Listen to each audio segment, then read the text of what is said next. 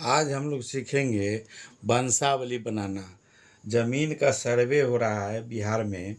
तो कोई भी ज़मीन अगर ख़ानदानी है या माता पिता का नाम का अगर ज़मीन है, आपका अगर अपने नाम से अगर खतियान खुलवाना है, उसमें वंशावली अनिवार्य है। अगर खुद का ज़मीन खरीदा हुआ है, उसको सर्वे में खतियान में चढ़ाने के लिए वंशावली का आवश्यकता नहीं है। लेकिन किसी का माता पिता का या दादा परदादा किसी के नाम का अगर ज़मीन है, तो उसमें वंशावली अनिवार्य है। लेकिन अधिकांश लोग को वंशावली बनाने में परेशानी हो रही है, इसलिए इसका वीडियो हम लोग बना रहे हैं। वंशावली में सबसे पहले अगर खतियान से अगर लेकर चलना है, तो जिसमें जमाबंदी जिसके नाम पर दादा परदादा किसी के नाम का अगर खतियान पहले से है, जमाबंदी में नाम जिनका है, उनके नाम से हम लोग शुरू करेंगे वंशावली बनाना। उन्हीं के नाम से शुरू होता है जिनके नाम पर जमाबंदी कायम है, खतियान में नाम है, उन्हीं के नाम से चलेंगे। तो मान लेते हैं कि कोई व्यक्ति है और उनका गुजर जाने के बाद फिर जो लड़का है या उनके वंश का वंश वृक्ष भी इसको कहते हैं वंशावली का, किस तरह से बनाना है। तो अगर वंशावली में नाम मान लेते हैं कि ऊपर में रमेश नाम के व्यक्ति थे, कोई आदमी रमेश थे, वो स्वर्गीय हो गए, जैसे स्वर्गवास हो गया उनका, और उनका 3 गो लड़का, अगर 3 लड़का है तो 3 लड़का का नाम इस तरह से, जैसे रमेश हो गए, ये स्वर्गीय में है, इनका पिता के नाम भी यहाँ लिख देना है। पिता में जो भी नाम हो, जैसे इनका पिता में अगर लिखना है, इनके पिताजी कौन थे, रमेश का वंशावली में लिखेंगे। इनके पिताजी का नाम क्या था वो लिखना है। तो पिता में जो भी नाम हो, मान लिया यहाँ दिनेश है, ये भी स्वर्गीय होंगे। जब ये स्वर्गीय हैं तो ये भी स्वर्गीय होंगे, दिनेश। अब पिताजी का नाम हो गया। अब इनका 3 लड़का है, इनका अगर 3 लड़का है, उसको किस तरह से नाम लिखना है। तो 3 स्वर्गीय हो गए। अब 3 तरह के, जैसे इनमें नाम मान लीजिए कि 3 नाम है। एक हो गया सुरेश, गणेश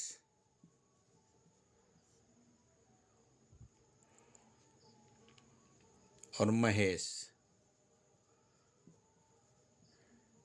3 लड़का है।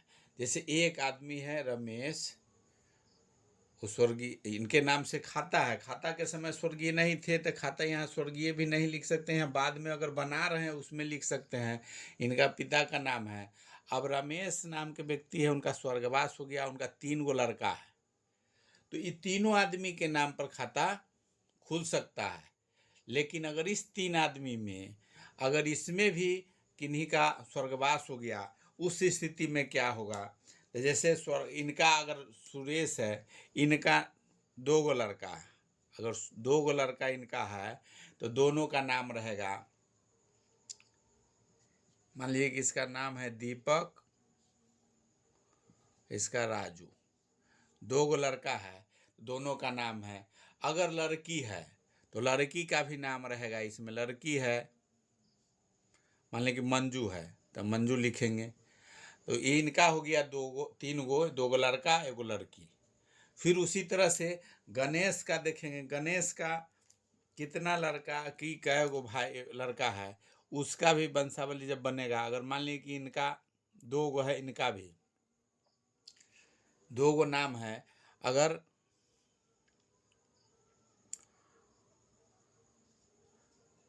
संजू, दीपू, 2 गो नाम है।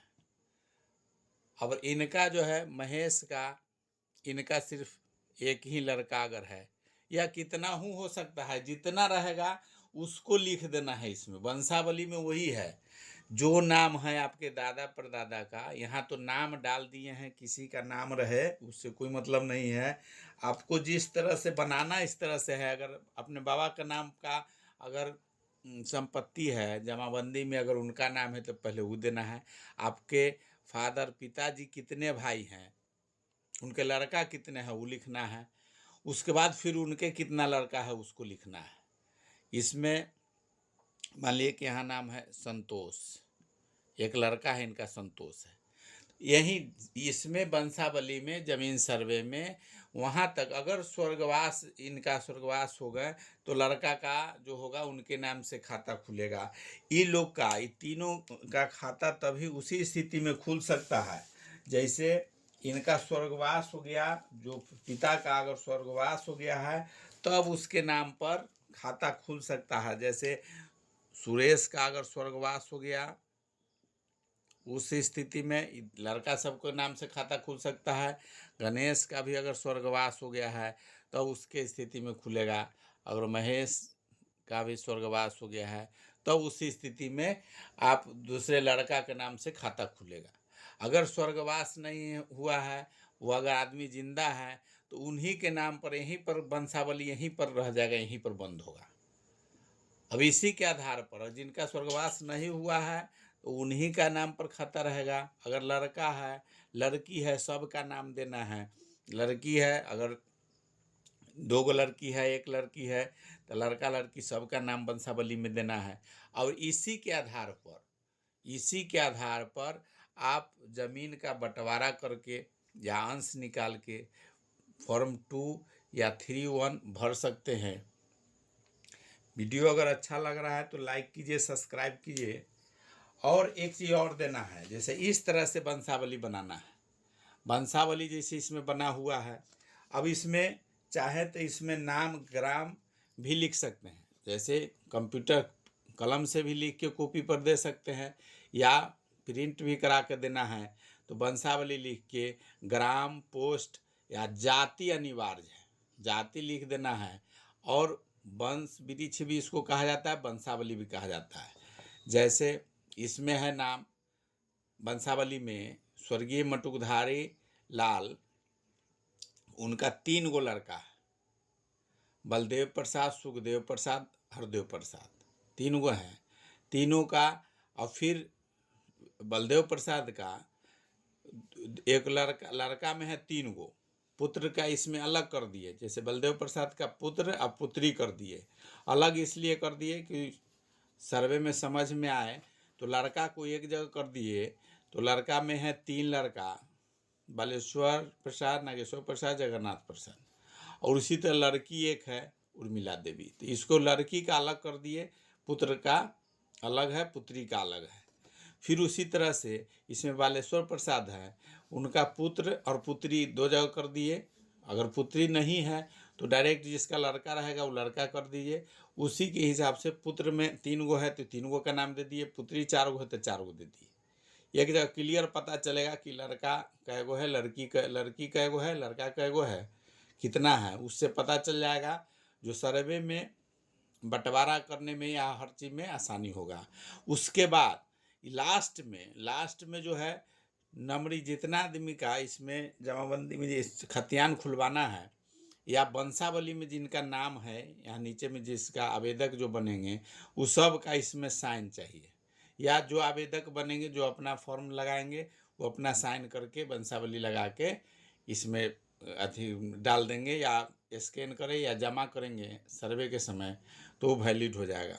इसलिए वंशावली बनाने के समय जो पिता का नाम है वो भी देना है, जिनके नाम पर जमाबंदी है वहाँ से चलेगा, उनके पिता का नाम लिखना है और बाद में लड़का लड़की जितना है उसको लिखना है।